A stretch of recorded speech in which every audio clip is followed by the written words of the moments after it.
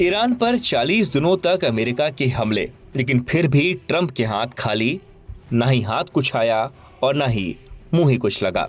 8 अप्रैल को cease fire के ऐलान के साथ ही अब ट्रंप प्रशासन ईरान से बातचीत करने के लिए शहर शहर ठिकाने बना रहा है ताकि बात बन जाए और वॉर टल जाए। क्या आपको लगता है कि अमेरिका इतनी आसानी से ईरान के साथ बातचीत के टेबल पर आ सकता है? इसकी बड़ी वजह दरअसल ईरान की वो तकनीकी ताकत है जिसने इजराइल और अमेरिका दोनों को ही सोचने पर मजबूर कर दिया और हमले का फैसला लेने पर पछताने के लिए भी मजबूर कर दिया। ईरान ने चुन चुन कर अमेरिकी ठिकानों को निशाना बनाया, जमकर हाइपरसोनिक मिसाइलें दागी। Jordan, Qatar, Oman, Bahrain, Kuwait, Iraq और डिएगो गार्सिया तक ईरानी मिसाइलों ने तांडव मचाया। लेकिन इस बड़ी कामयाबी के पीछे असल में चीन का चेहरा था, चीन की चाल थी और चीन की तीसरी आंख थी। जी हाँ, मिडिल ईस्ट में चल रहे तनाव के बीच एक बड़ा और चौंकाने वाला खुलासा सामने आया है। रिपोर्ट्स के मुताबिक ईरान ने अमेरिका के खिलाफ अपनी रणनीति में चीन के एक खास सैटेलाइट का इस्तेमाल किया। इस सैटेलाइट का नाम है TEE-01B, जिसे चीन की कंपनी अर्थ आई ने बनाया है। बताया जा रहा है कि ईरान ने इसे चुपचाप हासिल किया और फिर जंग के दौरान इसका इस्तेमाल कर अमेरिकी सैन्य ठिकानों की निगरानी के लिए किया। इस सैटेलाइट की सबसे खास बात यह है कि इसका इन ऑर्बिट डिलीवरी मॉडल। इसका मतलब है कि इस सैटेलाइट को पहले अंतरिक्ष में लॉन्च किया जाता है और उसके बाद उसे किसी दूसरे देश को सौंप दिया जाता है। ईरान ने भी इसी तरीके से इस सैटेलाइट को अपने नियंत्रण में लिया।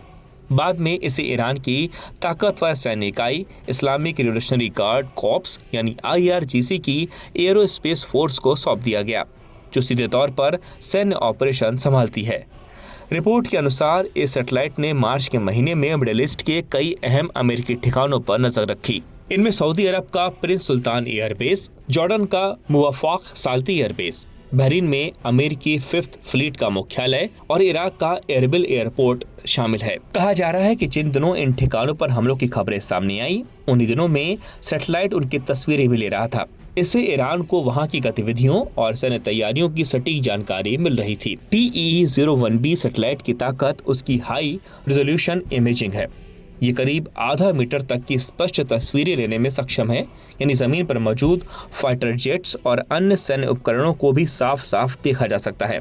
इससे पहले ईरान के पास नूर 3 नाम का सैटेलाइट था, लेकिन उसकी क्षमता इतनी ज्यादा नहीं थी। उसकी इमेज क्वालिटी कम थी, जिससे इतनी बारीकी से निगरानी करना मुश्किल था। नए चीनी सैटेलाइट ने इस कमी को काफी हद तक पूरा कर दिया। जानकारों का मानना है कि यह सैटेलाइट का इस्तेमाल साफ तौर पर सैन्य उद्देश्यों के लिए किया गया।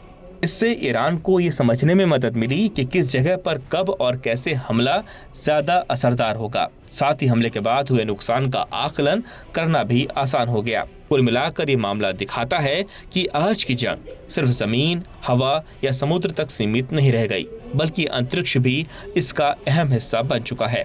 सैटेलाइट जैसी तकनीक अब किसी भी देश की सैन्य ताकत को कई गुना बढ़ा सकती है और यही वजह है कि भविष्य की जंगों में इनकी भूमिका और भी महत्वपूर्ण होती जाएगी।